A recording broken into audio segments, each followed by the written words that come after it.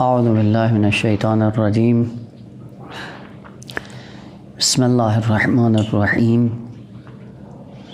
وقال الذی نجا منہما وادکر بعد امہ انا انبئکم بتاویلہ فارسلون یوسف ایھا الصدیق افتنا فی 7 بقرات سمان یاکلہن 7 عجاف و7 سنبلات خضر واخر یابسات لعلی ارجع الی الناس لعلہم یعلمون۔ سلسلہ کلام سورہ مبارکہ یوسف علیہ السلام میں جاری تھا کہ ملک نے خواب دیکھا اور خواب دیکھنے کے بعد پورے اس کو جو ذمہ دار افراد تھے ان کو دربار میں اکٹھا کر کے اپنے خواب کو بیان کرنے کے بعد جو ماہرین فن تھے ان کی طرف رخ کر کے کہتا ہے کہ میں نے یہ خواب دیکھا اور اس خواب کی تعبیر بیان کرو۔ البتہ تھوڑا سا وہ جو دقت ہے قرآن کی اس کی طرف توجہ کرنی چاہیے کہ کبھی تعبیر قرآن کی ہوتی ہے ملک، کبھی ہے فرعون، کبھی قیصر و کسریٰ کے وہ ہے۔ ہر ملک کا ایک خاص فرمان روا جو ہوا کرتا تھا اس کا ایک خاص نام ہوتا تھا اور اسی نام سے اس کو یاد کیا جاتا تھا۔ درست ہے کہ مصر کی سرزمین کا جو حکمران ہوتا تھا اسے فرعون کہا جاتا تھا، لیکن کب؟ جب حضرت موسیٰ علیہ السلام نے ظہور کیا ہے سرزمین مصر میں تب سے مصری حکمرانوں کو فرعون کہا جاتا تھا، اس سے پہلے نہیں تھا۔ اس سے پہلے کون تھے؟ چونکہ 3 قسم کے لوگ زندگی بسر کرتے تھے سرزمین مصر میں، کنعانی، عرب اور قبطی۔ کنعانی سرزمین کنعان کے رہنے والے جب مصر پہ مسلط ہوئے تو پوری زمام حکومت مصر کی ان کے ہاتھ میں تھی، اور ایک بیچ میں مدت آئی کہ جس میں عربوں کے ہاتھ میں پورا ملک مصر تھا، اور پھر ایک ایسا زمانہ آیا کہ جس میں قبطی ایک قبیلہ ایک قوم تھی کہ جس سے فرعون اور فرعونی وجود میں آئے، ان کو قبطی کہا جاتا تھا۔ قبطیوں کی جب حکومت آئی تو ان کے حکمرانوں کو فرعون کہا جاتا تھا، اور جو اس سے پہلے تھے ان کو ملک کہا جاتا تھا۔ اور یہ ملک تعبیر بتاتی ہے کہ اس سرزمین پہ حکمران یا عرب تھے یا کنعانی تھے، کنعان کی سرزمین کے رہنے والوں کے ہاتھ میں۔ اس لیے قرآن نے کہا ہے کہ بھلے وہی ایک گاؤں تھا، گاؤں سے اٹھ کر گئے اور انہوں نے سرزمین مصر کو اپنے ہاتھ میں لے لیا۔ ایسا ایسا اب ان کی جب حکومت گئی اور پھر وہ ختم ہو گئی، اور پھر کیا ہوا سارا، چونکہ ہر زمانے میں قوم قبیلے بدلتے رہتے ہیں، لیکن قرآن کی یہ دقت کہ لفظ ملک کہہ کے بتانا یہ چاہ رہے ہیں کہ ابھی قبطیوں کی حکومت نہیں آئی، اور خصوصاً وہ جو فلم نامہ بنایا گیا ہے اس میں بھی فرعون کر کے انہوں نے وہ تعبیریں استعمال کی جو درست نہیں ہیں۔ اگر دقت ہو قرآنی تو قرآنی دقت کے اعتبار سے ان کو وہی تعبیریں استعمال کرنی چاہیے جو قرآن نے استعمال کی۔ بھلے رب کا معنی جو ملک درست ہے نہ، یہ اس صورت میں ہے کہ جب ہم لفظی لغوی کلمے کی طرف ناظر ہوں، لیکن جب فرعون کی بات آتی ہے تو وہاں پہ خدا وہ بھی انا ربکم الاعلی، لیکن وہاں پہ ساری تعبیریں قال فرعون ہو، کیوں وہاں پہ نہیں کہا وہی لغوی معنی؟ بس اس کا مطلب ہے کہ خود قرآن بھی ایک خاص اس عہدے یا خاص قوم یا قبیلے کی طرف ناظر ہے، اور ہر قبیلے کے الگ سے حکمران ہوتے ہیں۔ جس طرح کہ قیصر و کسریٰ بھی مشہور ہے۔ قیصر کس کے لیے تھا؟ روم کے لیے۔ کسریٰ کس کے لیے تھا؟ ایران کا جو بادشاہ ہوتا تھا اسے کسریٰ کہا جاتا ہے۔ بس اس کا مطلب ہے کہ ہر قبیلے کے خاص جو نام بن جاتا تھا، اور قرآن بھی اسی کا ملاحظہ کرتے ہوئے اسی کا پابند ہے۔ وہ ملک نے خواب دیکھا، خواب دیکھنے کے بعد پریشان ہو گیا اور سب کو حاضر کر کے اس کی تعبیر پوچھنے کے لیے سب کو اس نے اکٹھا کیا، لیکن انہوں نے کہا کہ یہ اضغاث و احلام ہے، اس کی ہم تعبیر نہیں جانتے۔ سوال یہ ہے کہ لوگ خواب تو دیکھتے رہتے ہیں، اس کو تعبیر کی کیا ضرورت پڑی ہے؟ کہ ظاہر سی بات ہے لوگ سوتے ہیں اٹھتے ہیں خواب دیکھتے ہیں، لیکن یہ ایک دم کیوں اس چیز کے پیچھے پڑ گیا کہ حتماً میرے خواب کی تعبیر ہے اور ہونی چاہیے، اور بتاؤ وہ کیا ہے، جانتا بھی نہیں ہے۔ ایک تو یہ تھا کہ فعل مضارع کے ساتھ اس نے کلمے کو استعمال کیا، اس کا مطلب ہے بار بار یہ خواب دیکھ رہا ہے، وہ یہ جو بار بار دیکھ رہا ہے اس کا مطلب ہے کہ کوئی حقیقت ہے جو اس کو جھنجھوڑ رہی ہے۔ اور دوسرا نقطہ یہ تھا کہ خواب ایک عجیب تھا، اور وہ عجیب کیا ہے، یعنی عادت سے ہٹ کے ہے، کہ جہاں پہ موٹی تازی گائیں ہوں اور ادھر ان کے مقابلے میں کمزور ہوں، اور اگر وہ لڑیں بھی صحیح تو ظاہر سی بات ہے تبھی مسئلہ یہی کہ جو موٹی تازی ہوتی ہیں وہ کمزور کو کھا جائیں گی، نابود کر دیں گی، یعنی وہ کبھی بھی مغلوب نہیں ہوتی۔ لیکن اس نے خواب میں دیکھا ہے کہ مسئلہ الٹا ہے، اور وہ مسئلہ الٹا کیا ہے کہ کمزور گائے آ کر جو موٹی تازی ہیں ان کو ڈپوز رہی ہیں اور ان کو نابود کر رہی ہے، واقعاً ایک طبیعت سے ہٹ کے ہے، عادت سے ہٹ کے ہے۔ اور تیسری چیز جو جائے تعجب ہے وہ یہ آگا دیکھیں، طبیعت کا ایک قانون ہے، اور یہی طبیعی قوانین پہ آدمی جب غور کرتا ہے تو بعض حقائق خود بخود انسان کے لیے عیاں ہو جاتے ہیں، اور وہ یہ ہے کہ جتنی بھی انواع خدا نے خلق کی ہیں حیوانات کی، اور حیوانات سے ہٹ کر ایک نوع انسانی بھی خلق کی ہے، آپ پوری انواع حیوانات میں جا کر مراجعہ کر لیں، ان کی پوری زندگی پڑھ ڈالیں، آپ کو حیوانات کی دنیا میں اپنی نوع کا دشمن نظر نہیں آئے گا۔ مثلا شیر ایک نوع حیوانی ہے، شیر کا دشمن آپ کو نظر نہیں آئے گا۔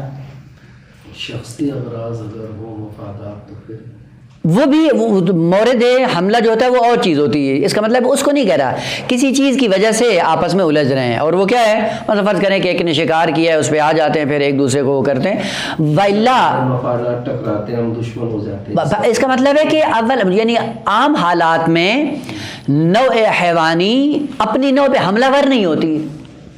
آپ دیکھ لیں حیوانات کی دنیا میں، مثلا گائے کو چیر پھاڑ دے نا، ایک ساتھ زندگی بسر کرتی ہیں، یا بھینس ہو یا بکری ہو یا بھیڑ ہو یا بھیڑیا ہو، اپنی نوع پہ ابتداً حملہ ور نہیں ہوتے ہیں آقا، اور اس کے نابود کرنے کے صدد میں بھی نہیں ہوتے ہیں۔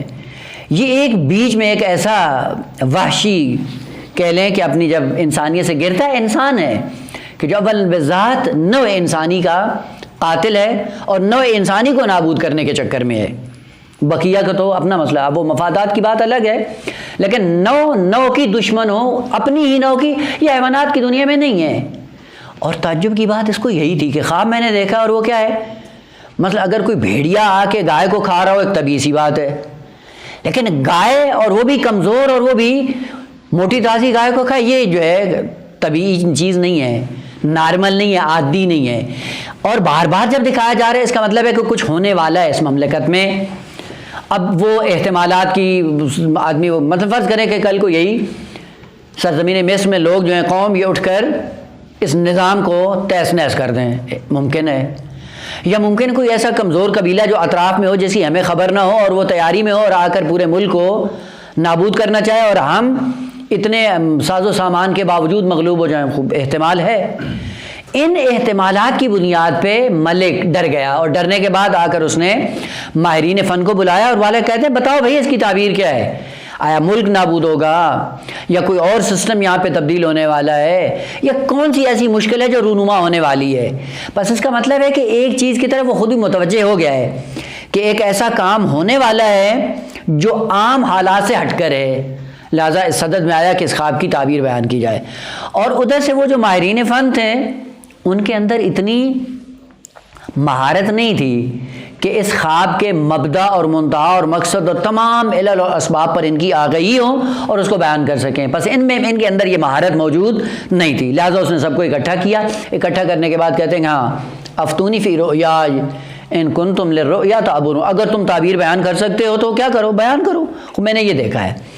چونکہ یہ نہیں رہے، مہارت نہیں رکھتے تو کہا یہ اضغاث و احلام ہے، اور اضغاث و احلام کی کوئی تعبیر نہیں ہوتی۔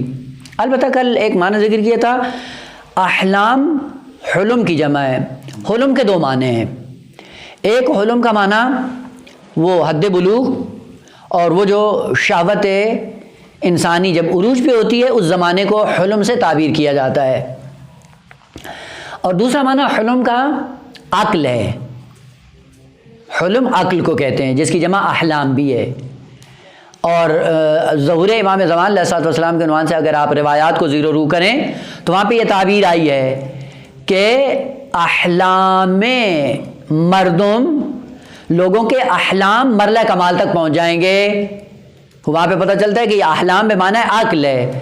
پس حلم دو معنی میں، حلم بے معنی حد بلوغ شہوت اور دوسرا حلم بے معنی عقل۔ خوب عقل کو جو حلم کہا گیا ہے اس کی بھی ایک خاص وجہ ہے، اور وہ کیا ہے؟ جب عقل آ جاتا ہے تو عقل کیا ہے؟ بریک، اور بریک کیا ہوتی ہے؟ کسی چیز کو کنٹرول کرنے کے لیے ہوتی ہے۔ اور حلم اور حلم مادہ ایک ہی ہے، یعنی کنٹرول کا مادہ، بریک جسے آپ کہہ لیں۔ خوب عقل جب آ جاتی ہے انسان کی ذات کے اندر کامل ہو جاتی ہے تو ایسا ایسا کیا ہو جاتا ہے؟ شہوت اور غضب کنٹرول ہو جاتی ہے اور بریک لگ جاتی ہے ان کو، یعنی پھر ان کے سائے میں یہ چیزیں آگے بڑھتی ہیں۔ پس حلم کا دوسرا معنی احلام ہے، اسی لیے کلمہ یحتلم باب افتعال سے، وہ بعضوں نے جو اس کا ترجمہ کیا ہے وہی جو خاص فقی مطلب میں جاتا ہے وہ نہیں ہے۔ یحتلم جو حلم کو قبول کرتا ہو مطابق کا معنی دیتا ہے۔ یحتلم یعنی زمانہ بلوغ، زمانہ عقل، زمانہ رشد۔ پس دو معنی ہے، ایک حلم وہ بھی، اور اس میں بھی بالآخر کیا ہوتا ہے؟ حد بلوغ کو بیان کرنا ہوتا ہے، اور حلم بھی حد بلوغ کو بیان کرتا ہے، یعنی اب عقلی توانائی اس مرحلے پہ آ گئی ہے کہ یہ انسان بالغ ہو گیا ہے۔ پس دو معنی ہیں، احلام حلم کی جمع، حلم کے دو معنی ہیں، بلوغ جنسی، بلوغ عقلی۔ باحسنتم، بلوغ جنسی اور بلوغ عقلی کا۔ یہ جو تم نے خواب دیکھا ہے یہ خواب کیا ہے؟ یہ احلام ہے جس کی کوئی تعبیر، شعبانی خواب ہوتے ہیں اس طرح آپ کا ذہن میں جو مسئلہ بنا ہوا ہے اسی کی تکمیل ہے، اس کی کوئی واقعیت نہیں ہے۔ بلوغ کیا کہتے ہیں؟ جنسی یا سنی یا عقلی آپس میں ملازمہ نہیں ہے ان دونوں، کیا چیز؟ آپس میں لازم ملزوم نہیں ہے نہ لازم، اسی لیے الگ الگ ہیں۔ ہاں نہیں، کیونکہ ہاں الگ الگ لازم نہیں ہے۔ اگر بلوغ ہوگا ممکن عاقل نہ ہو، بھلے ہو سکتا ہے، اور ممکن ہے 5 سال میں بلوغ کو پہنچ جائے لیکن جنسی نہ ہو، اسی لیے کا دو معنی ہیں، یہ بھی ہو سکتا ہے وہ بھی ہو سکتا ہے، لہٰذا کہیں پہ خلط نہ ہو کہ ہاں جی یہ کیوں یہ کلمہ یہاں پہ استعمال ہو۔ وقال الذی نجا منہما وادکر بعد امہ، دوسرا کلمہ امت تھا۔ امت کہا کہ سال کے لیے ہوتا ہے، لیکن نا عربی زبان میں امت کس کو کہا جاتا ہے؟ امت بعض چیزوں کے جمع ہونے کے مجموعے کو امت کہا جاتا ہے۔ اگر وہ زمان میں ہو متعدد مجموعہ امت زمانی کہلاتا ہے، اگر مکان میں ہو امت مکانی کہلاتا ہے، اگر افراد کے اندر ہو امت فردی کہلاتا ہے۔ پس اس کا مطلب ہے کہ بعض مجموعہ کسی چیز کا جو ایک جگہ اکٹھا ہو جائے، اکٹھا ہونے کے بعد اس مجموعے کو عربی میں امت کہا جاتا ہے۔ اب وہ افرادی گروہ جمع ہو جائیں ایک جگہ، اس کو کیا کہا جائے گا؟ امت انسانی۔ مثلا انسانیت کے متعدد گروہ ہیں جو ایک سرزمین میں آ کے اکٹھے ہوتے ہیں ایک غرض کے ذریعے یا ایک غرض کی وجہ سے ایک جگہ پہ اکٹھے ہو جاتے ہیں۔ جیسے یہ مجموعہ اکٹھا ہوتا ہے اس مجموعے کو عربی میں امت کہا جاتا ہے۔ اور مختلف زمانے اگر مل کر ایک جگہ اکٹھے ہو رہے ہوں اس زمانے کو بھی امت زمانی کہا جاتا ہے۔ اور چونکہ اس میں متعدد زمانے دخیل ہوتے ہیں تعدد کی وجہ سے اس مدت کو امت کہا جاتا ہے۔ اب اسی لیے مثلا چند مہینے اکٹھے ہو جائیں تو بھی امت کہلاتی ہے، چند ہفتے اکٹھے ہو جائیں تو بھی امت کہلائے گی، چند سال ایک جگہ آ کر اکٹھے ہو جائیں اس کو بھی امت کہیں گے۔ اسی لیے حتیٰ حیوانات اگر ایک مجموعے میں اکٹھے ہو جاتے ہیں تو حیوانوں کو بھی اس مجموعے کی وجہ سے امت کہا جاتا ہے۔ اور بعض لوگوں کو جھانسا ہوا ہے، ظاہراً سورہ مبارکہ ہے انعام کی آیت ہے کہ یہ حیوانات طائر یطیر بجناح کیا ہیں؟ امم امثالکم۔ وہاں پہ امم کا کلمہ آیا ہے، انہوں نے سمجھا شاید یہ انسان کی طرح امت ہوتے ہیں، عقل ہوتا ہے، شعور ہوتا ہے، فلاں ہوتا ہے، وہ سارا اسی پہ قیاس کرنا شروع کر دیا نا۔ حیوانات اور پرندوں کی بھی امتیں ہوتی ہیں، یعنی ایک مجموعہ افراد کا ایک جگہ اکٹھا ہوتا ہے، جیسے اکٹھا ہوتا ہے امت کہلاتا ہے۔ اور آپ نے دیکھا ہے کہ بعض پرندے ہیں ان کی زندگی طبیعت ایسی ہے کہ خاص زمانوں میں خاص گروہوں کی شکل میں بیٹھ کر مل کر ہجرت کرتے ہیں، حرکت کرتے ہیں، نقل مکان کرتے ہیں۔ اس ملے ہوئے مجموعے کو امت کہا جاتا ہے۔ پس امت کا کلمہ جو متعدد اکائیوں کو اکٹھا کرنے کے بعد یا متعدد گروہوں کو اکٹھا کرنے کے بعد جو ایک مجموعہ وجود میں آتا ہے، اس مجموعے کو امت کہا جاتا ہے۔ پس یوں نہیں ہے کہ اگر حیوانات کی ہوں یا امتیں ہوں تو اس کا مطلب یہ نہیں کہ ان کے اندر عقل ہے، ان کے اندر شعور ہے، ان کے لیے پھر شریعت چاہیے، ان کے لیے پھر انبیاء آتے ہیں اور پھر یہاں سے اباطیل کرنا انسان شروع کر دینا۔ عربی کے اندر یہ چاشنی ہے کہ لفظ امت وہاں پہ استعمال ہوتا ہے جہاں پہ ایک مجموعہ اکٹھا ہو جائے اور اس مجموعے کو ایک ساتھ جب ملاحظہ کیا جائے تو اس مجموعے کو عربی میں امت کہا جاتا ہے۔ اسی لیے قرآن میں کنتم خیر امت اخرجت للناس، اس کا مطلب ہے تم ایک مجموعہ تھے منسجم۔ چونکہ بعض مجموعے ایسے ہوتے ہیں جو پراکندہ ہوتے ہیں، لیکن وہ مجموعہ جو منسجم ہو، ایک جگہ اکٹھا ہو، اس کو عربی میں امت کہا جاتا ہے۔ پس تم خیر امت تھے، یعنی تمہارا مجموعہ، تمہارا اجتماع، تمہارا اکٹھا ہونا یہ کیا تھا؟ بہترین تھا، یعنی ایک نقطہ جو نقطہ کمال انسانی تھا، اس نقطے کے زیر سایہ تم آئے اور ایک پرچم تلے اکٹھے ہو گئے۔ اس پرچم تلے اکٹھے ہونے کی بنیاد سے تمہیں امت کہا گیا۔ اور یہ بھی ہو سکتا ہے کہ امت کیا ہو؟ بری ہو، شوم مقصد کے لیے، بدترین مقصد کے لیے ایک جگہ توافق ہو جائے۔ اسی لیے آپ جا کر دیکھیں یہ مذہب عامہ کے کئی ایک فرقے ہیں، کوئی سلفی ہے، کوئی حنفی ہے، کوئی شافی ہے، کوئی مالکی ہے، کوئی اہل حدیث ہے، کوئی بریلوی ہے، کوئی دیوبندی ہے، مجموعہ ان کا اکٹھا ہے۔ لیکن جب شیعوں کی بات ہے سارے بدبخت ایک جگہ ایک امت بن جاتے ہیں، یہ امت فائدہ ہو جاتے ہیں شیعوں کے خلاف۔ اس کا مطلب ہے کہ جہاں پہ بھی کوئی گروہ متعدد ایک جگہ پہ اکٹھے ہو جائیں، اس اکٹھ کو یا اس اجتماع کو عربی میں امت کہا جاتا ہے۔ وَذَّكَرَ بَعْدَ أُمَّةٍ، یعنی زمانے پہ زمانہ آتا رہا، مختلف زمانے آپس میں جمع ہوتے رہے اور بعد میں کیا بن گیا؟ امت بن گیا، جس سے پتہ چلتا ہے کہ سال ہاں سال کا زمانہ گزرا ہے کہ یہ سالوں کا مجموعہ ایک جگہ جب اکٹھا ہوا امت بن گیا۔ اس سے پتہ چلتا ہے کہ کئی سال زمانے کے گزرے ہیں جس کی بنیاد پہ یہ کیا بن گیا ہے؟ امت۔ پس وَذَّكَرَ بَعْدَ أُمَّةٍ، کئی سال بعد اس کو یاد آیا، اور کئی سال بعد یاد آنے کے بعد کیا کہتا ہے کہ انا انبئکم، میں تمہیں خبر دیتا ہوں بتاویل، اس خواب کی تعویل میں تمہارے لیے آ کر بیان کروں گا، لیکن شرط کیا ہے؟ فارسلونی، مجھے بھیجو، کہاں؟ زندان کی طرف۔ اب وہ قرائن موجود ہیں۔ اچھا، اس نے بھی تعویل کہا ہے؟ بلے، اور تعویل کی بات تھی، تعویل کی بات کی، تعبیر کی نہیں، کیونکہ یہ تو خود تو معبر نہیں ہے۔ خود تعویل یعنی اول بازگشت، اس خواب کی بازگشت کہاں ہے، کہاں منتہی ہوگی مجھے پتہ نہیں ہے، میں جاؤں گا کسی سے معلوم کروں گا، آپ کو آ کر بتا دوں گا۔ پس درست ہے، یعنی قرآن کی زیبائی دیکھیں، تعبیر کا کلمہ اس نے استعمال نہیں کیا اور کرنا بھی نہیں چاہیے تھا، کیونکہ یہ تعبیر اس کو تو پتہ نہیں ہے، جانتا بھی نہیں ہے، اور وہ جو بتائیں گے حضرت یوسف علیہ السلام وہ حقیقت کو بتائیں گے۔ خوب حقیقت کا کیا ہوتا ہے؟ بازگشت، مرجع، وہاں پہ تعویل ہونی چاہیے۔ تعبیر وہ بتاتا ہے کہ جس کو حقائق عالم سے آشنائی نہ ہو، بلکہ ریاضیات کے ذریعے دو اور دو چار ملا کے مجموعے کو پھر ایک نتیجہ لے۔ آ کے کہتا ہے زندان میں یوسف ایھا الصدیق افتنا فی سبع بقرات سمان یاکلہن سبع عجاف، خواب یہ دیکھا ہے ملک نے، بادشاہ نے، اور آپ ہمیں فتویٰ دیں، بتائیں، علم دیں، آگہی دیں، بیان کریں کہ یہ کیسے ممکن ہے کہ 7 گائے موٹی تازی ہیں اور ان کو کمزور 7 گائیں کھا رہی ہیں۔ اور دوسرا کلمہ کیا تھا؟ اس نے کیا دیکھا تھا؟ سبع سنبلات خضر واخر یابسات۔ یہاں پہ عقل کی بات نہیں ہے، یعنی 7 خوشے دیکھیں جو سبز ہیں، تر و تازہ ہیں، اور انہی کے ساتھ 7 خوشے ایسے دیکھیں جو خشک ہیں بالکل۔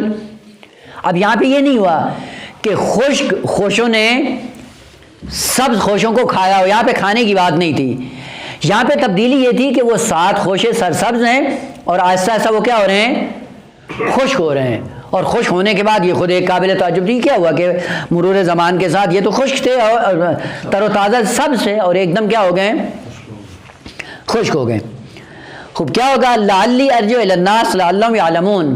خوب جب بات آتی ہے تعبیر خواب کو بیان کرنے کی، حقیقت کو معلوم کرنے کی، وہاں پہ یہ لعلہ سے بات نہیں لیتا ہے، یعنی اس نے بات یہ نہیں کی لعلہ، یعنی جب میں جاؤں گا حضرت یوسف علیہ السلام کے پاس اور جب وہ بیان کریں گے تو مجھے یقین ہے کہ وہ حقیقت پر مبنی بات کریں گے، بس مجھے یقین ہے، اس لیے کیا کہتا ہے انا انبئکم، میں ضرور بے ضرور تمہیں گزارش دوں گا.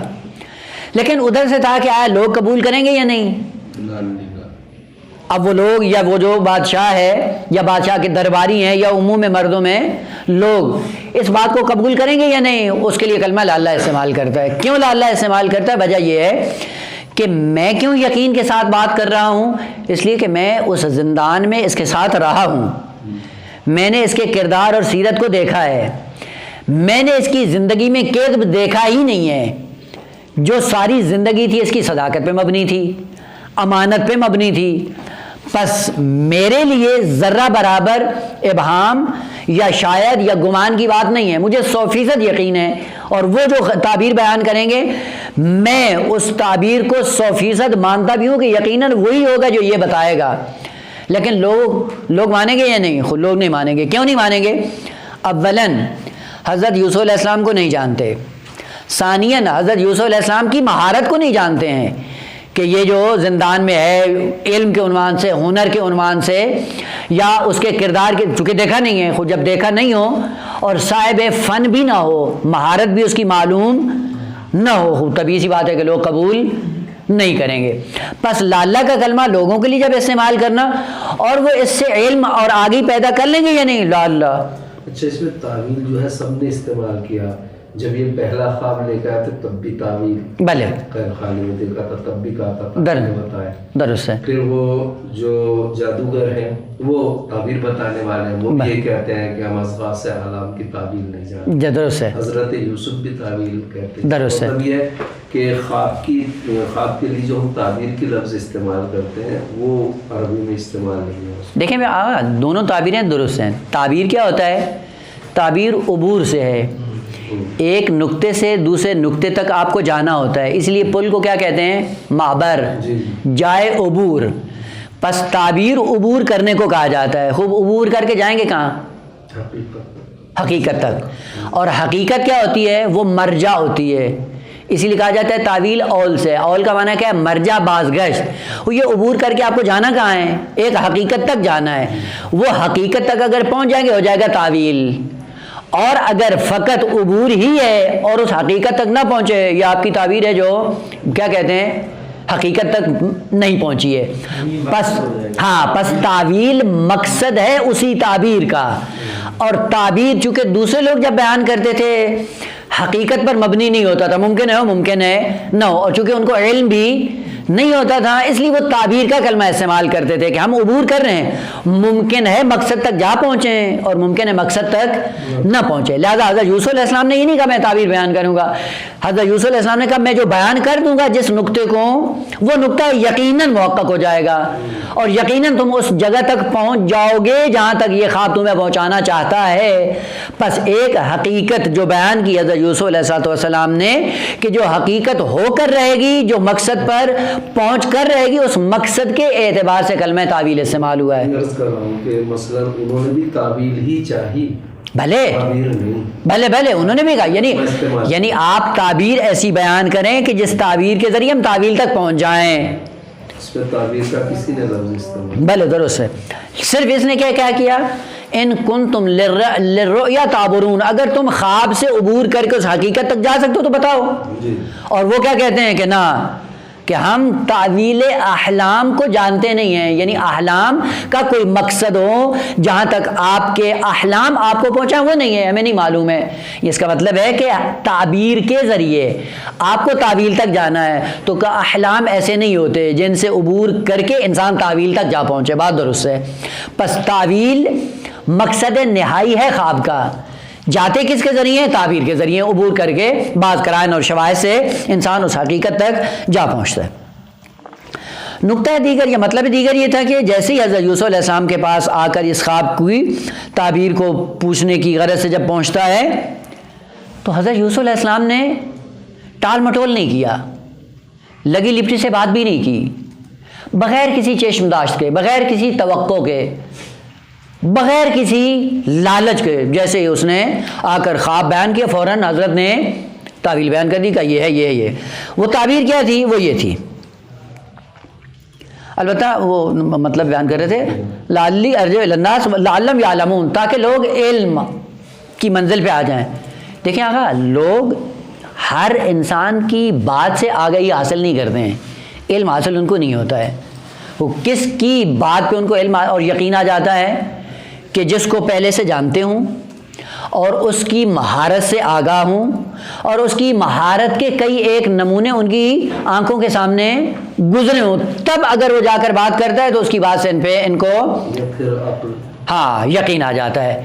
بس چونکہ حضرت یوسف علیہ السلام کو دیکھا نہیں ایک، اور زندان میں، اور ان کو یہ بھی پتہ ہے کہ زندان میں جو جاتا ہے وہ کوئی آدم درست حسابی نہیں ہوتا، یعنی کوئی معتبر آدمی جیل میں نہیں جاتا، جو بھی جاتا ہے کوئی اوباش ہوتا ہے، کوئی لوفر ہوتا ہے، کوئی لفنگا ہوتا ہے، وہ جاتے ہیں، یا کوئی مجرم ہوتا ہے. خوب مجرموں کو کیا لگے تعبیر خواب سے یا تعویل خواب سے یا حقائق عالم سے، ان کی کیا اصل کوئی مناسبت ہی نہیں ہے. چونکہ حضرت یوسف علیہ السلام کو نہیں جانتے تھے، اس لیے فوراً یہ کہتا ہے لا اللہ، ممکن ہے قبول کر لیں اور ممکن ہے قبول نہ کریں، اور قبول نہ کرنے کی بھی وجہ موجود ہے، اور وہ یہ ہے کہ حضرت یوسف علیہ السلام کی معرفت ان کو نہیں ہے. لیکن ایک نقطہ جس طرف اس نے اشارہ کیا لا اللہ سے، وہ یہ تھا کہ شاید وہ علم کی طرف آ جائیں. وہ کیسے آئیں گے کہ ایک بہانہ بنے گا ان کے لیے تعجب کا کہ زندان میں بھی کوئی ایسا شخص ہے جو یہ کام کر سکتا ہے. اس سے فوراً ان کا ذہن اس بات کی طرف منتقل ہوگا کہ وہ کیسا صاحب فن ہے یا صاحب مہارت ہے، وہ جیل میں کیوں پڑا ہوا ہے. اور یہ یوں ہی ہونا تھا. یعنی یہ فوراً خواب کی تعویل جو حضرت یوسف علیہ السلام نے بیان فرمائی، اس سے جا کر جیسے ہی بیان کرے گا، ایک آہستہ آہستہ لوگوں کے اندر یہ چیز ذہن میں آ جائے گی کہ ایسا شخص اتنی مہارت رکھنے والا جو کوئی معبر بیان نہیں کر رہا اور آگے بیان کر رہا ہے، اس کا جیل سے کیا تعلق ہے، وہ جیل میں کیوں پڑا ہوا، کیا جرم ہے اس کا. ایسا شخص بھی جرم کر سکتا ہے. بس یہ چھ مگوئی جب شروع ہوں گی، ایسا ایسا سوال پیدا ہو کے اٹھے گا بادشاہ کے سامنے. بادشاہ سے کہا جائے بھائی تیری مملکت میں ایسا صاحب فن اور صاحب مہارت جیل کے اس میں سڑ رہا ہے، یہ کیا ہے. یہ سوال اب اٹھنا شروع ہوں گے، آہستہ آہستہ وہ زمینہ فراہم ہو جائے گا حضرت یوسف علیہ السلام کی آزادی کا. تعبیر بیان یہ کر رہے ہیں حضرت یوسف علیہ السلام. قال تزرعون سبع سنین دأبا. یہ پھر ایک مقدمہ یہاں پہ چھوٹا سا وہ عرض کر دوں. دیکھیں آقا، کبھی کبھی فعل مضارع یا جملہ خبریہ جو فعل مضارع کی صورت میں ہوتا ہے، کبھی کبھی ہوتا جملہ خبریہ ہے لیکن پیچھے انگیزہ اور داعی اس کو بیان کرنے کا جملہ انشائیہ ہوتا ہے. یعنی طلب ہے جو جملہ خبریہ کی صورت میں بیان کی جا رہی ہے. اور اس کے نمونے اگر آپ قرآن میں تلاش کرنا چاہیں گے، الہ ماشاء اللہ ہیں، بہت زیادہ ہیں. مثلاً ایک دو کی طرف اشارہ کر دوں. ایک یہ ہے کہ والوالدات یرضعن اولادہن حولین کاملین. یرضعن فعل مضارع ہے اور معنی کیا ہے کہ ماں کو چاہیے کہ 2 سال کامل دودھ پلائے. معنی کس کا کرنا ہے؟ امر کا. پس یہ وہ کلمہ ہے جو جملہ خبریہ ہے ساخت میں، لیکن معنی کس کا دیتا ہے؟ امر کا معنی دیتا ہے. یا مثلا روایات میں بھی ہے، امام علیہ السلام سے آ کر سوال کرتے ہیں کہ ایک آدمی ہے، اس کو شک ہوا ہے، مغرب کی نماز پڑھ رہا ہے، اس کو شک ہوتا ہے یہ میری دوسری رکعت ہے یا تیسری رکعت ہے، کیا کرے گا؟ امام فرماتے ہیں یعید الصلاۃ، وہ نماز کا اعادہ کرے. یہ یعید فعل مضارع ہے، معنی کس کا دے رہا ہے؟ امر کا.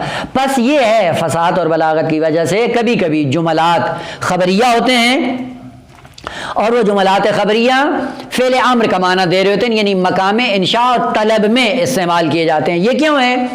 یہ اس لیے ہے کہ جب طلب عقید کو بیان کرنا ہو، انشاء عقید کو بیان کرنا ہو، مؤکد ترین بات کو بیان کرنا ہو، تو اس کو جملہ خبریہ کی صورت میں بیان کیا جاتا ہے. یعنی گویا کہ یہ کام ہو چکا ہے، جو کرنا ہے اس حد تک اس کے اندر تاکید پائی جا رہی ہے کہ یہ حتماً آپ لوگوں کو کرنا ہے، گویا ہو چکا ہے. پس اس مزید تاکید کو بیان کرنے کے لیے کیا ہوتا ہے؟ جملہ خبریہ ہوتا ہے، مقام انشاء میں اس کا استعمال کیا جاتا ہے. خب معنی کیا ہے؟ حضرت یہ نہیں کہہ رہے کہ تزرعون 7 سنین، تم 7 سال کی شاورزی کرو گے، کھیتی باڑی کرو گے، خبر نہیں دینا چاہ رہے ہیں، بلکہ تزرعون کیا ہے؟ یعنی ازرعو، کھیتی باڑی کرو اور اپنی فصلوں کو اگاؤ. یہ جملہ انشائیہ کا معنی دے رہا ہے. اور یہ جملہ انشائیہ کا معنی دینا یہاں پہ چونکہ طلب کے اندر زیادہ مطلوب ہے، اس لیے اس طلب کو جملہ فعلیہ اور جملہ خبریہ کی صورت میں بیان کیا جا رہا ہے۔ در حقیقت حضرت یوسف علیہ السلام کہنا کیا چاہ رہے ہیں؟ قال تزرعون یعنی ازرعو، کھیتی باڑی کرو، کاشت کرو، فصلیں اگاؤ، 7 سنین 7 سال، دابن، دابن 2 معنوں میں استعمال ہوتا ہے۔ ایک داب کہتے ہیں عادت مستمرہ، یعنی ایک ایسی عادت جو تسلسل کے ساتھ جاری و ساری ہو، یعنی 7 سال مسلسل جو کام کر رہے ہو کھیتی باڑی، اسی کو جاری رکھو۔ وہ پہلے بھی تو کھیتی باڑی کر رہے تھے نا، اور دامداری کر رہے تھے۔ دامداری یعنی حیوانوں کو پالنا یا حیوانوں سے کام لینا اور کھیتوں میں جا کے کام کرنا اور کھیتی باڑی کو انجام دینا، وہ یہ جو پہلے کر رہے تھے اسی کو جاری رکھو۔ پس داب کیا ہے؟ عادت مستمرہ، ایک ایسی عادت جو تسلسل کے ساتھ جاری و ساری ہو۔ دوسرا معنی اس کا یہ کہ نا دابن مشقت، رنج، دکھ، درد، وہ کام جو بڑی مشکل سے کیا جاتا ہے اس کو داب کہا جاتا ہے۔ اسی لیے آپ دیکھیں ہاں اگر سیرت مستمرہ ہو، قرآن نے اس کو استعمال کیا ہے۔ دائبین، شمس و قمر کو کہا کہ یہ ہمیشہ حرکت میں رہتے ہیں۔ دائبین، دائبین کا مطلب کیا ہے؟ یعنی جس ڈگر پہ ان کو خدا نے خلق کیا ہے اسی ڈگر پہ جاری و ساری ہیں، یعنی عادت مستمرہ ہے۔ جس نظام کے اندر خدا نے اس کو رکھ دیا ہے اسی نظام کے تحت انہوں نے اپنی حرکت کو جاری رکھا ہوا ہے۔ اور فارسی میں تو یہ جملہ مشہور ہے، کیا کہتے ہیں؟ فلانی دعبشینے، یعنی فلاں شخص کی عادت ہی یوں ہے۔ مثلا کسی کے بارے میں بات کریں، جس کے پاس گئے اور انہوں نے ہمارے ساتھ یہ رویہ کیا، فوراً کہتے ہیں آقا ان کی عادت ہی یوں ہے، یعنی اپنی عادت سے مجبور ہیں، یعنی ہمیشہ یہ کام کریں گے۔ خوب آپ نے اضافی توقع رکھی ہوئی تھی۔ پس دابن یا عادت کے معنی میں ہے یا مشقت کے معنی میں، اور دونوں معنی یہاں پہ درست ہیں۔ یعنی تم کھیتی باڑی اور دامداری کو جاری رکھو، اگرچہ یہ کام رکھنا مشکل ہے لیکن اس مشکل کو آپ اپنی عادت کے طور پہ اس کو جاری و ساری رکھو۔ ظاہر سی بات ہے کھیتی باڑی کرنا کوئی آسان کام نہیں ہے، دامداری کوئی آسان کام نہیں ہے، کہ اس کام کو جاری رکھو۔ کیوں جاری رکھو؟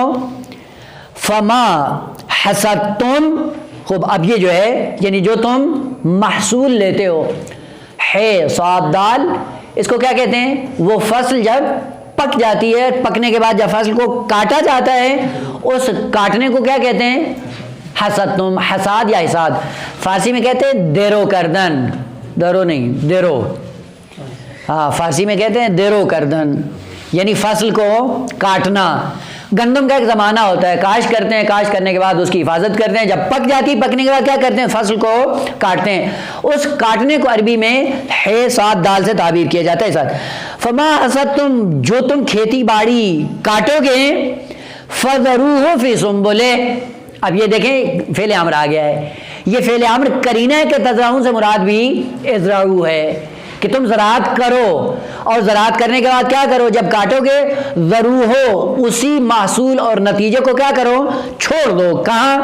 فی سنبلہ، اسی خوشے میں، یعنی گندم کو جب تم کاشت کر لو، کاشت کرنے کے بعد جب کاٹو تو زیادہ اس کو بھوسے سے باہر نہ نکالو، جتنا تمہاری ضرورت ہے اس کو بھوسے سے نکال کے کھانا شروع کر دو، لیکن بیشتر حصہ اس کا کیا کرو؟ ذخیرہ کرتے رہو، چھوڑ دو اس کو، یعنی محفوظ رکھو۔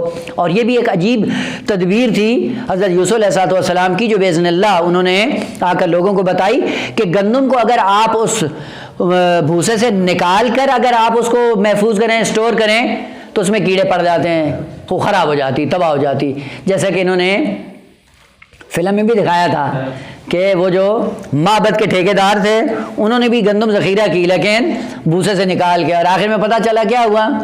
کیڑے پڑ گئے، خراب ہو گئی، اور پھر رات کو جا کر دریائے نیل میں پھینک دیتے تھے کہ مزید رسوائی نہ ہو، مزید بے عزتی نہ ہو۔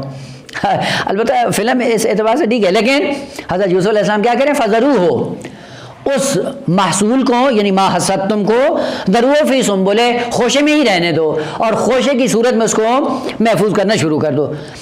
الا قلیلا مما تاکلون، مگر وہ کم مقدار جو تمہارے عقل کے لیے تمہاری ضرورت ہے کھانے کی مقدار میں، اس سے نکال لو اور اس سے اپنا پیٹ پالتے رہو، لیکن بیشترین کام کیا کرو کہ اپنی اس کاشتکاری کو اور دامداری کو ایسا ایسا ذخیرہ کرو، اسٹور کرو۔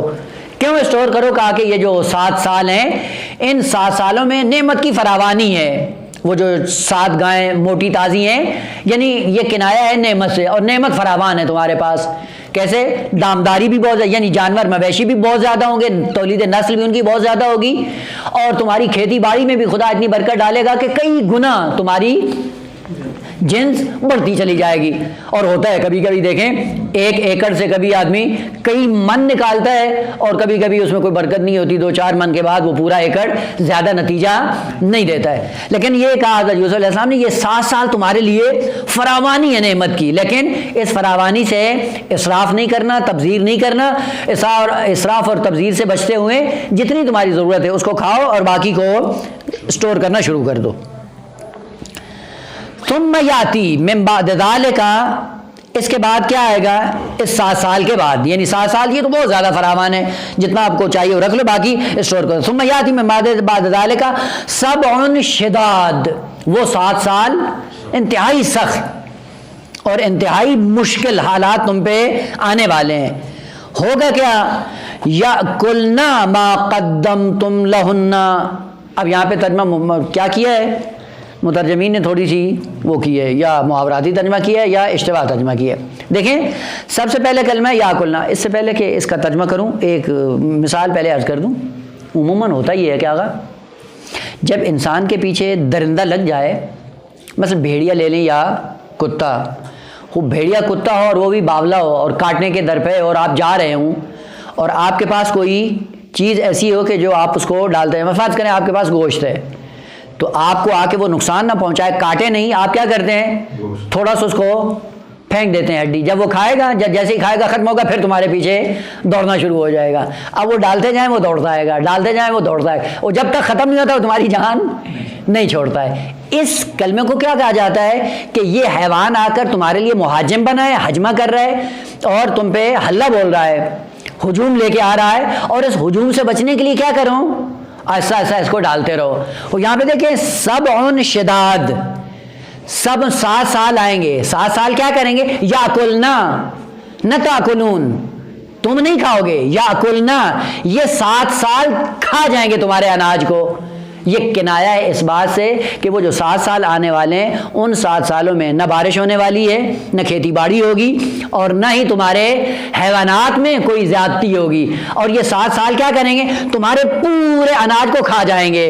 کھا جائیں گے کیا مطلب؟ یعنی ادھر سے تولید تو ہے نہیں، اور ادھر سے جو تم نے سٹور کیا ہوا ہے اس کو استعمال کرتے رہو تاکہ تمہارا 1 سال گزر جائے۔ بس یہ کنائی تعبیر ہے کہ سال تمہارے اناج کو کھا جائے گا۔ یہ کیوں کھا جائے گا؟ یعنی سال گزرتا رہے گا، تمہارے پاس کچھ ہے نہیں سوائے اسی کے جو آپ نے ذخیرہ کیا ہوا ہے۔ تو یہاں پہ تعبیر کنائی استعمال کی، یاکلنا ما قدمتم، جو تم اس کو دیتے رہو گے یہ سال کھاتا جائے گا۔ بس یہ سب انشداد یاکلنا، نہ تم کھاؤ گے۔ اور وہ کنائی تعبیر ہے کہ یہ 7 سال جو آنے والے انتہائی سخت ہیں، اور اس سختی کا عالم یہ ہے کہ جو کچھ ان سالوں میں تم کرو گے وہ سال کیا ہیں؟ کھاتے جائیں۔ مثلا آپ کبھی کبھی یہ اپنے اردو میں بھی جملہ استعمال کرتے ہیں، کیا کہتے ہیں؟ مطلب کسی سے اگر آدمی کیا ہو جائے، نالا ہو جائے، تو کیا کہتے ہیں اولاد کے بارے میں؟ یہ تو کھا گیا ہمیں۔ یہ تو کھا گیا کا مطلب کیا ہے؟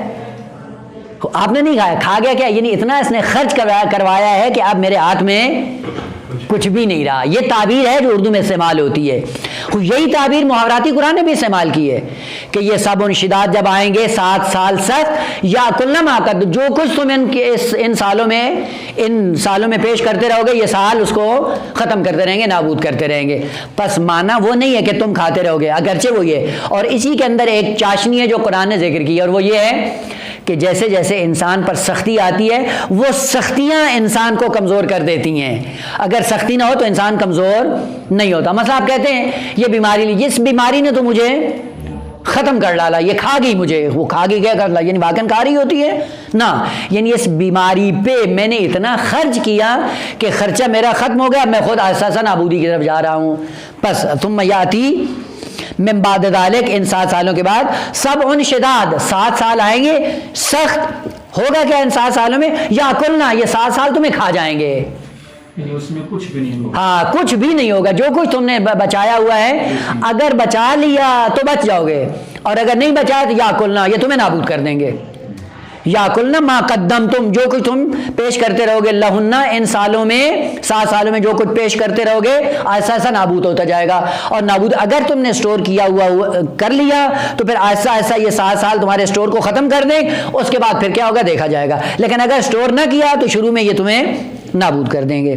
قدم تو الا قلیلا مما تحسنون, لیکن یہ یہاں پہ بھی پھر خیال کرنا کہ سارا ان سالوں میں ختم نہیں کرنا اس اسٹور کو. پھر کیا کرو, الا قلیلا مما تحسنون, آہستہ آہستہ کر کے استعمال کرو, اور وہ مقدار محفوظ رکھو جو کل کو تمہیں پھر کاشت کرنی ہے, یعنی بیج کے طور پہ کچھ بچا کر رکھنا.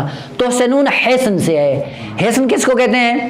وہ بھی در حقیقت حسن عربی میں کہتے ہیں دھرنے کو, اردو میں دھرنا کہا جاتا ہے, اور فارسی میں تحسن ہی کہا جاتا ہے.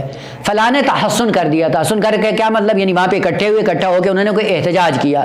تو سنون حسن کرو, یعنی اکٹھا کرو. کس کو؟ بیج کو. یعنی ایسا ایسا اس کو بچا کے رکھو کہ کل کو اگر بارش آئی یا زمانہ اسقاطی کا ختم ہوا تو تمہارے پاس فصل بونے کے لیے بیج موجود ہو. اس بیج کو محفوظ کرنے کو کیا کہا جاتا ہے؟ حسن. حسن نین صاد نون ہو. الا قلیل مما تحسنون, اس کو محفوظ رکھو. خوب. یہاں تک خواب کی تعبیر تھی. یہاں کے بعد کیا ہے؟ یہاں خواب کی تعبیر نہیں ہے, اور یہ عجیب بات ہے. تعبیر جب بیان کرنا شروع کی, تعویل تو کیا کہا, اب یہ تو 7 سال تو مکمل ہو گئے, اور بادشاہ نے کتنے دیکھے تھے؟ خواب یہی دیکھا تھا, 7 گائے اور 7 خوشے, خوب یہی دیکھا, اس کے علاوہ تو اور کچھ بھی نہیں دیکھا. تعبیر مکمل ہوگی. پھر کیا ہوا؟ اب یہ الگ سے حضرت یوسف علیہ السلام خبر دے رہے ہیں, اور وہ کیا ہے؟ ثم یاتی من بعد ذلک عام, 1 سال بعد میں, یعنی کون سا سال ہوگا وہ؟ 15واں سال. 7 سال خوشحالی کے, اور اس کے بعد 7 سال قحطی اور سختی کے, یہ 14 سال گزر گئے. اس کے بعد کیا ہے؟ ثم یاتی من بعد ذلک, اس کے بعد کیا آئے گا؟ عام, ایک ایسا سال آئے گا جو سال کیا ہے؟ 15واں. فیہ یغاث الناس. خوب. پہلا سوال یہ ہے کہ یہ تو خواب میں شامل نہیں تھا, وہ کیسے 15ویں سال کو اضافہ کر کے حضرت یوسف علیہ السلام بیان کر رہے ہیں؟ اس میں کون سا نقطہ ہے؟ خود 2 باتیں ہیں. ایک بات یہ ہے کہ حضرت یوسف علیہ السلام بتانا یہ چاہتے ہیں کہ میں وہ نہیں ہوں کہ جو تمہارے خوابوں کی تعبیر کو حقائق میں بدل کر بیان کر دو. فقط یہ نہیں ہے, بلکہ اس سے ہٹ کر بھی خدا نے مجھے ایسا علم دیا ہے جس علم کے بل بوتے پہ تمہیں میں آئندہ کے حالات کو بتا سکتا ہوں کہ کیا ہونے والا ہے.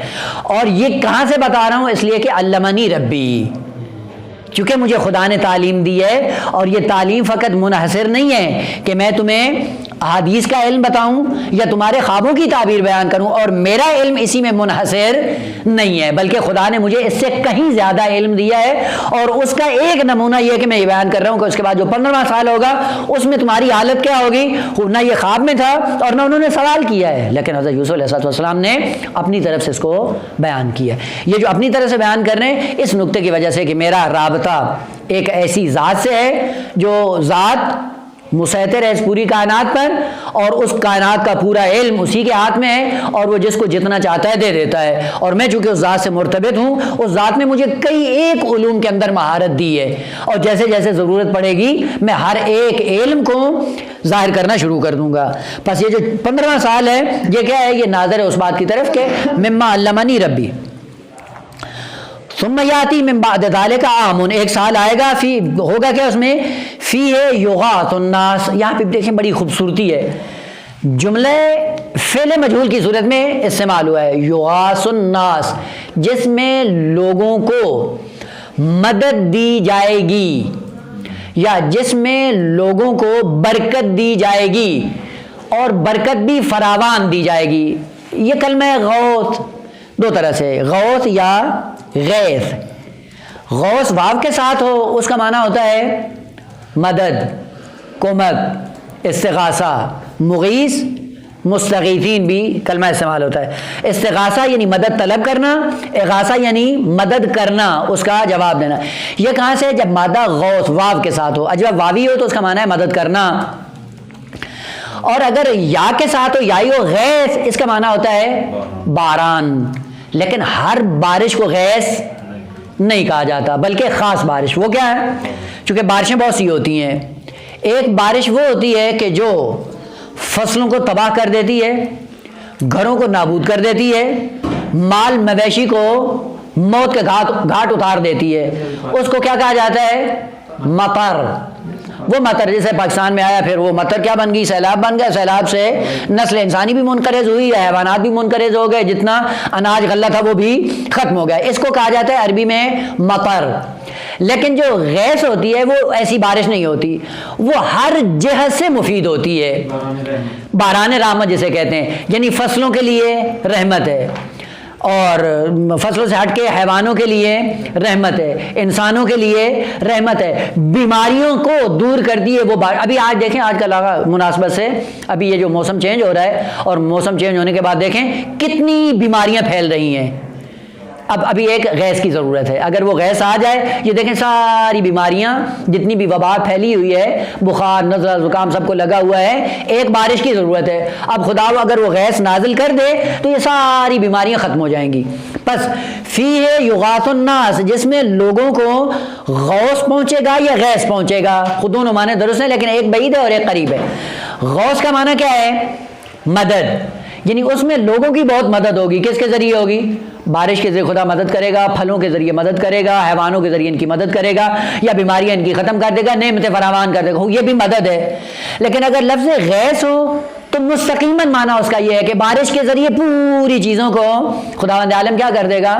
تر و تازہ کر دے گا. اس لیے وَجَعَلْنَا مِنَ الْمَاءِ کل شیء حی، ہم بارش کے ذریعے ہر چیز کو حیات عطا کر دیں گے. حیوانوں کے اندر حیات آ جائے گی، پھلوں کے اندر حیات آ جائے گی، کھیتی باڑی کے اندر حیات آ جائے گی، زمین کے اندر حیات آ جائے گی، خود انسانوں کے اندر حیات آ جائے گی.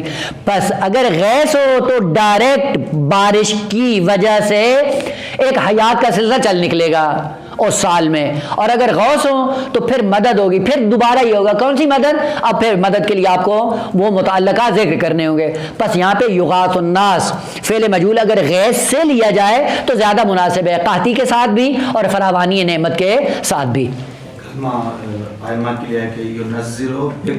بھلے جامع کبیرہ میں یہی ہے کہ ائمہ تارین بھی واسطہ ہیں، سب کچھ ہیں. اسی لیے وَبِكُمْ يُنَزِّلُ الْغَيْثَ، تمہاری وجہ سے خدا کیا کرتا ہے؟ غیث کو نازل کرتا ہے. یعنی جو بھی ائمہ کے توسط سے اس کائنات میں ظہور پذیر ہوگا وہ غیث ہی غیث ہے، ہر جہت سے مفید ہے. جس جہت میں، حتیٰ اگر بیماری کی شکل میں، وہ بیماری بھی ان کے لیے مفید ہے، نعمت ہے. لیکن چونکہ وہ نعمت ایسی ہے کہ جس کو ہم پہچانتے نہیں ہیں، لیکن جیسے وہ اپنے انجام کو پہنچے گی پتہ چل جائے گا وہ 100% نعمت ہی. خود پھر اس کے بعد ایک آئے گا عام، ایک سال آئے گا فی ہے. اس سال میں کیا ہوگا؟ اس عام میں کیا ہوگا؟ یغاث الناس، فراوانی آ جائے گی لوگوں کے اندر. کس کی؟ کشاورزی کی بھی، کھیتی باڑی کی بھی، اور دامداری کی بھی. حیوانوں کے اندر بھی فراوانی، اور فقط حیوانوں میں نہیں، کھیتی باڑی میں نہیں، بلکہ پھلوں کے اندر بھی بہت زیادہ فراوانی آ جائے گی. رحمت، برکت، سب کچھ ہے. وفیہ یعصرون، اور اسی میں یہ کیا کریں گے؟ اسیر لیں گے. آسارا کا معنی کیا ہوتا ہے؟ نچوڑنا. کیا کریں گے؟ نچوڑیں گے. اب یہاں پہ کئی ایک متعلقات ہیں. فیہ یعصرون، یعنی الناس کیا کریں گے؟ یعصرون. دودھ نکالنے کو بھی کیا کہتے ہیں؟ اسیر. یعنی اس کا مطلب ہے حیوانات اتنے زیادہ ہوں گے کثرت اور فراوانی کے ساتھ کہ دودھ دوتے دوتے تھک جاؤ گے، لیکن دودھ کم نہیں ہوگا حیوانوں کا. پھل اتنے خدا دے گا کہ ان کا جوس نکالتے نکالتے تم اتنا فراوانی میں ہوگے کہ تم تھک جاؤ گے، لیکن نعمت خدا کم نہیں ہوگی. خوب یاسرون ہر چیز میں. اسی طرح گندم آٹا بناؤ گے، آٹے سے روٹی بنے گی، روٹی بنا کر سارا یہ کیا ہے؟ اسیر. بس اسیر کا معنی کیا ہے؟ نچوڑنا. نچوڑنے کے بعد جو چیز نکلتی ہے وہ کیا ہوتی ہے؟ خالص. اسارہ جسے کہتے ہیں نا، اسارہ کس کو کہتے ہیں؟ خالص کو. خالص ترین چیز نچوڑ. اور وہ نچوڑ جو خالص ہے اسی کو عین صاد رے سے تعبیر کیا جاتا ہے. شاید ہی ایک کرینہ ہے کہ بعض مفسرین نے کہا والعصر ان الانسان لفی خسر. والعصر قسم ہے زمانے کی نا، والعصر پتے کی بات بتاؤں، نچوڑ پوری باتوں کا بتاؤں، وہ خلاصہ تمام تر ہدایت کے پیغام کا خلاصہ اور نچوڑ کیا ہے؟ والعصر کہ ان الانسان لفی خسر بات ہوتا ہے نا، بڑی لمبی باتیں کرتے کرتے آخر میں کیا کہتے ہیں؟ آغا ما حاصل بتاؤں اپنے مدعا کا، اپنے کلام کا ما حاصل کیا ہے؟ ما حاصل یہ ہے، بس ختم۔ بس اسی وجہ سے بعض لوگوں نے والعصر میں عصر کا معنی زمانہ نہیں لیا ہے، بلکہ نچوڑ اور پتے کی بات بتاؤں، اور وہ پتے کی بات یہ ہے کہ جیسے انسان غافل ہے کہ اگر نو انسان کو دیکھو، طبیعت انسان کو دیکھو، یہ خسارے کا شکار ہے، لیکن بعض ایسے ہیں کہ جو اس سے مستثنا ہیں۔ بس یہ کیا ہے؟ یہ پتے کی بات ہے، یہ نچوڑ ہے تمام تر پیغام ہدایت کا۔ اب اگر یہاں پہ وہ معنی کیا جائے، لوگ اعتبار سے بات کہیں گے یہ تفسیر بالرائے کر رہے ہیں، نہ آگا تفسیر بالرائے نہیں ہے، بلکہ شاید یہی اقرب الی الواقع ہو۔ اب وہ باقی جو ہیں فرض کر سکتے ہیں کہ باقی اس کے مصادیق بھی ہو سکتے ہیں۔ وَفِيهِ يَعْصِرُونَ، اس سال میں کیا کریں گے؟ عصیر لیں گے، اور یہ عصیر کیا ہے؟ نچوڑ۔ البتہ یہ جو انگور کے ساتھ مختص ہو گیا یہ نہیں ہے، کیونکہ وہاں پہ عموماً رائج یہ تھا کہ انگوروں کا جوس نکال کر شراب بنائی جاتی تھی، اور فقہی اعتبار سے محل ابتلا تھا، لوگوں کے لیے پوچھتے تھے کہ حرام ہے یا حلال ہے، اس لیے وہ کلمہ جب بھی آتا ہے عصیر میں تو فوراً ہمارا ذہن انگوروں کی طرف چلا جاتا ہے نا۔ انگور ایک مصداق ہے اس عصیر کا، انگور کا بھی ہو سکتا ہے، جو کا بھی ہو سکتا ہے، گندم کا بھی ہو سکتا ہے، کھجوروں کا بھی ہو سکتا ہے، انار سیب سب کا ہو سکتا ہے۔ عصیر وہی نچوڑ ہے، وہ جوس ہے، وہ خلاصہ ہے، وہ خالص ترین مواد ہے جو نکالا جائے گا۔ وفیہ یعصرون، اور تعبیر کس کی ہے؟ فعل مضارع کی۔ فعل مضارع کا مطلب کیا ہے؟ استمرار ہوگا، یعنی یہ نعمت کبھی کم نہیں ہوگی۔ اور عجیب بات ہے، یہ کنائی تعبیر ہے کہ یہ تعبیر کیوں کم نہیں ہوگی، یہ سارا سلسلہ کیوں کم نہیں ہوگا؟ کیونکہ یہ ساری قحطی کا جو پیچھے محتمم اعلیٰ ہے وہ کون ہے؟ اللہ کا معصوم بندہ۔ اللہ کے معصوم بندے کے ہاتھ میں جب کائنات آئے گی تو اس کا ایک نمونہ یہ ہے کہ یہ کائنات پوری کی پوری مل کر معصوم کی خدمت میں، جو کچھ لینا چاہتا ہے فراوانی کے ساتھ یہ پوری کائنات دینا شروع کر دے گی، زمین سب کچھ اگل دے گی، اور حیوانات سب خدمت میں انسان کی، اور خود انسان بھی سب بڑھ کر مل کر کس کی خدمت میں؟ ولی خدا کی خدمت۔ اور یہ چھوٹا سا نمونہ ہے حضرت یوسف علیہ السلام کی زندگی میں مہدویت کا۔